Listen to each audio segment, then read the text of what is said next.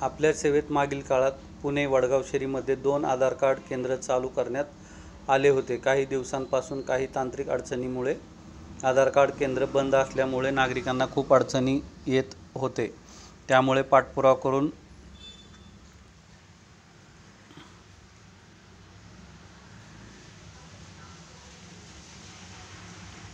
22 जुलै 2000 पासून आपल्या सेवेत दोन्हीही आधार कार्ड केंद्र पुन्हा चालू करत आहोत, अशी माहिती नगरसेवक श्री संदीप नामदेव जराड साहेबांतर्फे देण्यात आलेली आहे. नगरसेवक संदीप नामदेव जराड यांच्या पाठपुराव्याने चालू असलेले आधार कार्ड केंद्र हे काही दिवस बंद होते, ते पुन्हा एकदा आपल्या सेवेत चालू होत आहे.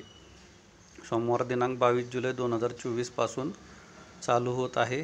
स्थळ साईनाथनगर भाजी मंडई, ज्येष्ठ नागरिक hall, Vadgaon Sheri, last bus stop.